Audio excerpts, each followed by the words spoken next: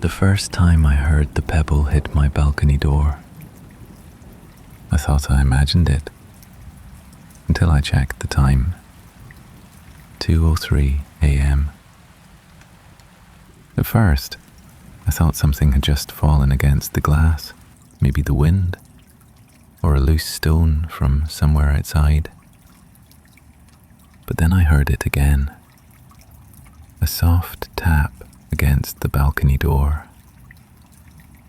I sat up in bed and stared toward the glass. My apartment was on the 6th floor, so the idea that someone was outside my balcony at 2 in the morning didn't make any sense.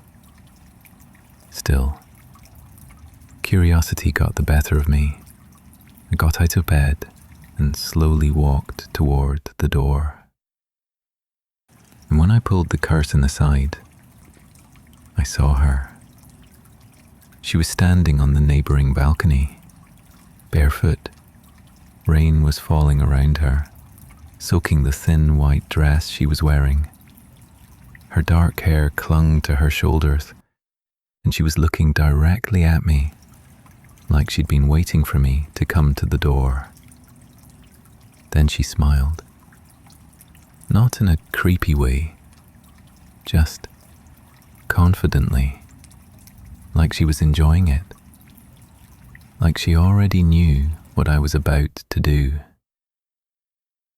She lifted her hand and tossed another pebble lightly against the glass. I slid the door open slightly. "Are you okay?" I asked.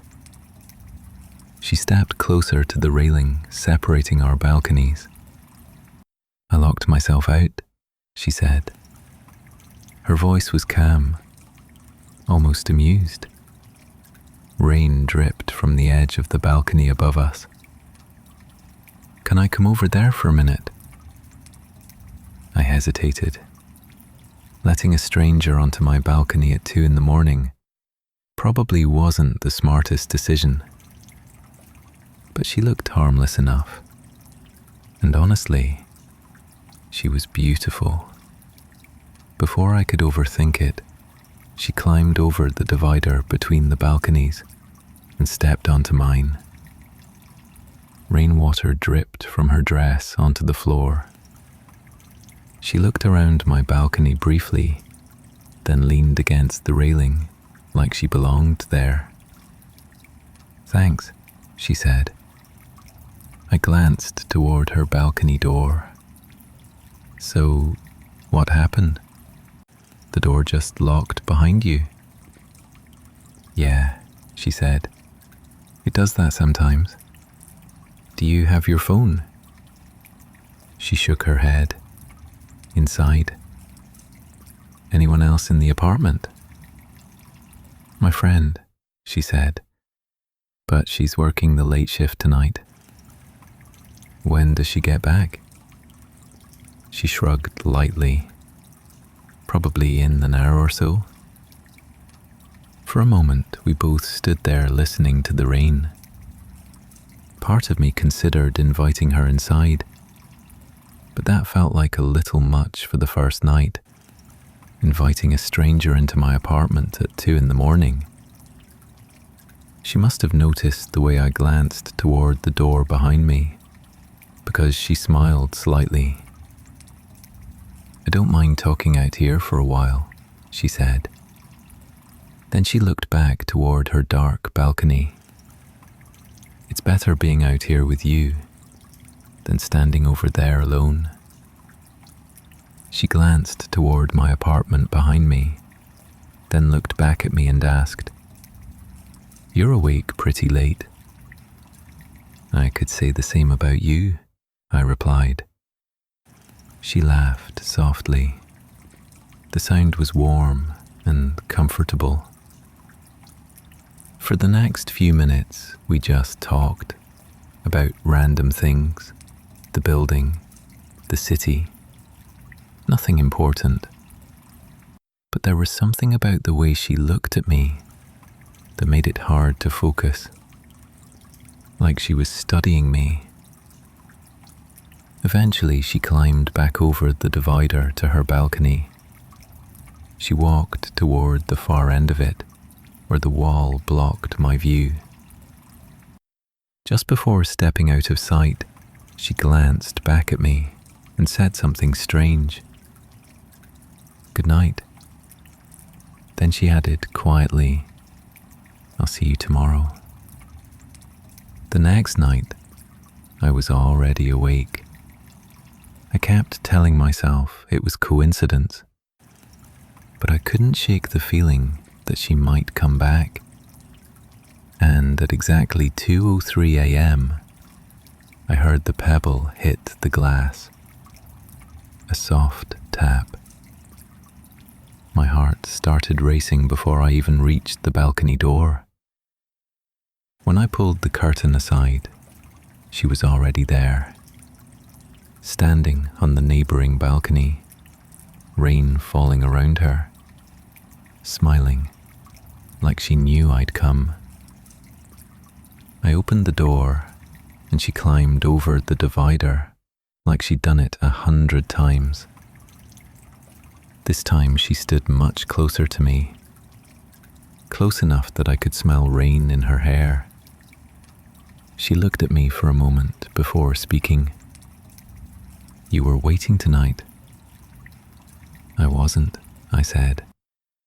Her head tilted slightly as she studied my face. "You were."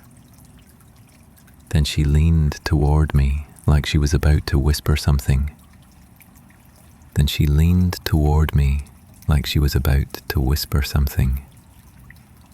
For a second, it felt like she was about to kiss me. My heart skipped. Then her voice dropped to a whisper. "I like that." My stomach tightened instantly. For a moment, I forgot what I was about to say. She pulled back just enough to look at my face, watching my reaction, enjoying it. After that, she started coming every night, always the same time, 2:03 a.m. Always the same signal, a pebble against the glass. Sometimes one, sometimes two, but always enough to wake me. At some point, I stopped pretending the sound annoyed me. The truth was, I started waiting for it every night. Work felt dull. The day felt slow. But when the clock started getting close to 2 in the morning, my heart would start racing, like my brain was waiting for something, waiting for her. Even when I told myself I shouldn't, but it felt like an addiction. When she stood close enough, something strange happened to my body. My heart sped up. My breathing changed. It felt like a rush of adrenaline, like my brain had decided that moment was the most important thing in the world. And when she left, the feeling crashed, like the high had worn off. One night she leaned close enough that I could feel her breath near my ear. "You haven't invited me inside yet," she whispered. The thought had crossed my mind more than once. Normally I probably would have, but something about the way she said it made me pause. "Maybe I like the balcony better," I said. Her smile spread slowly. "Oh, you will," she said quietly. "You just haven't decided when." Then she placed her hand gently against the glass door behind me. "Eventually," she said softly, "you'll invite me." Like she already knew I would. And for a moment, I almost did. The words were already forming in my mouth. But then something caught my attention. The reflection in the glass. I could see myself clearly, but where she was standing, there was nothing. No reflection, just empty space. I stared at the glass for a second. When I looked back at her, she was watching me very carefully, still smiling. I even looked back at the glass a second time, but by then, she had moved. For a moment, I told myself I must have seen it wrong. The lighting, the rain on the glass, something like that. But the image kept replaying in my head. The reflection of the balcony, the reflection of me, and the empty space where she should have been. That night, I couldn't sleep. Something about that moment felt wrong. But the next night, when the pebble hit the glass at 2:03 a.m., my body still moved toward the balcony. My hand rested on the door handle. When I looked through the glass, she was already standing there, waiting. For a moment, I just watched her through the door. Then I started to pull the handle, and that's when I heard it. A whisper from somewhere outside. Faint, barely louder than the rain. Don't open the door. I froze. For a brief second, something flickered across her face. A small shift in her smile, like she had heard it too. But the expression vanished almost immediately. She stepped closer to the glass. "You're not opening it tonight?" Her voice sounded calm, almost curious. I hesitated. Then my hand tightened on the handle, and I tried to pull the door open again. The whisper came back, closer this time, clearer. "Don't open the door." My hand stopped. This time her expression changed completely. Not subtle, clear.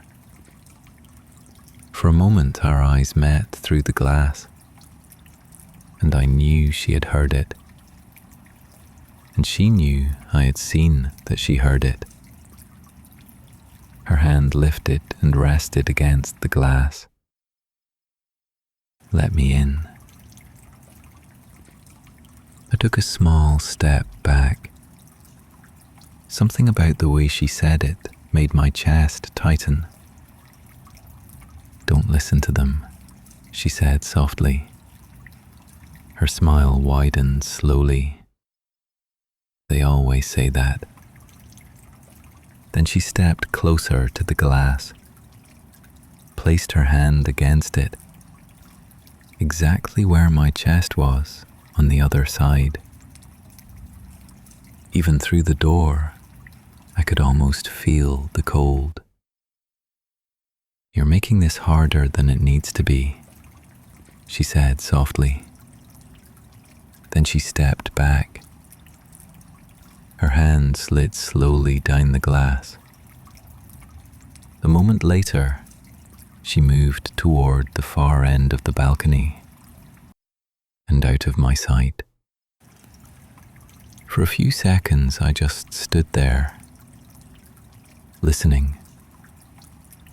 Then something hit the kitchen window. Tap, I turned toward the sound immediately. That window didn't face the balcony. It faced the side of the building, which meant she had moved.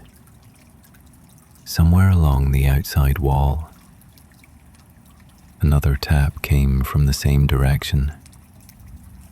Slow, deliberate, like someone testing the glass, waiting for it to break.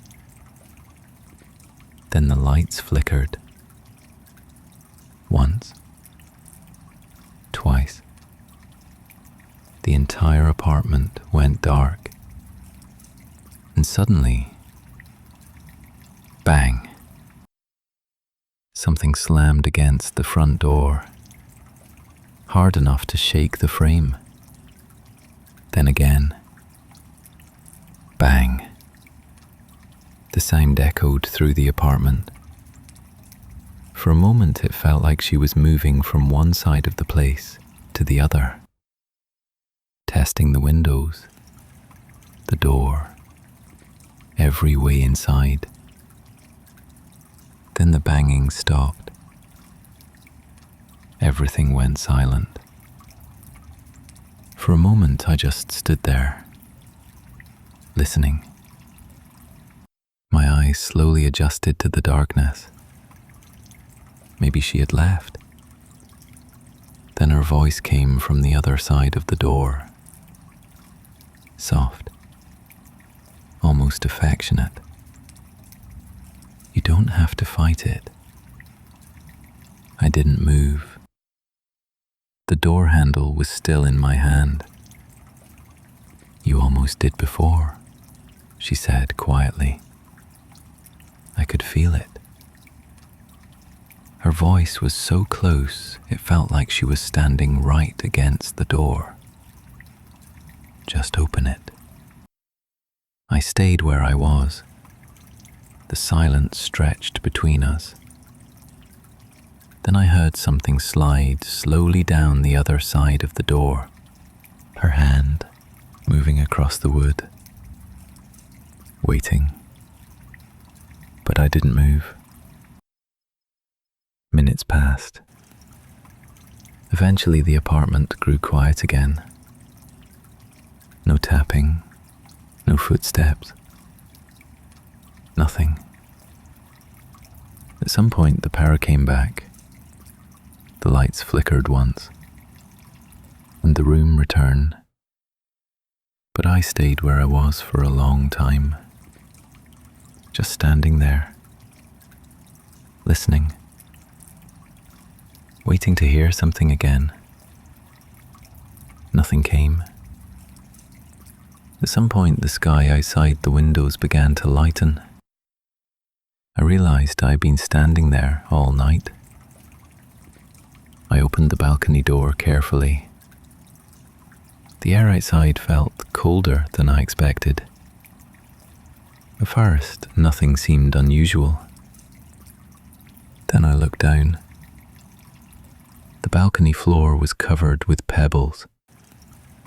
Dozens of them. More than I ever heard hitting the glass. Like someone had been throwing them all night. That was the moment something clicked in my head, and my stomach dropped. She hadn't been visiting. She had been hunting me. The pebbles didn't stop after that night. They kept coming. Most nights it was the same. 2:03 a.m., a quiet tap against the glass. Sometimes just one. Sometimes several. A few nights I heard her voice again. Soft, patient, whispering through the balcony door. Once or twice something hit the front door too. Not like that first night. Just a slow, heavy knock. Like she knew I was still inside. Like she was waiting.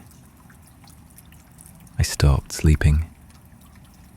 By the end of the week, I was sitting awake every night, watching the windows. So I left. I moved out of that apartment the next morning. I thought distance would end it. For months I tried to forget about her. And eventually, I almost did. Until last night. I woke up suddenly. No reason. The room was completely quiet. For a few seconds I just lay there, trying to figure out what had woken me. Then I checked my phone. 2:03 a.m. For a moment, nothing happened. Then I heard it. Tap. Something small slid slowly down the glass. A pebble. I sat up slowly in the dark, staring at the window. And from somewhere outside, I heard her voice again.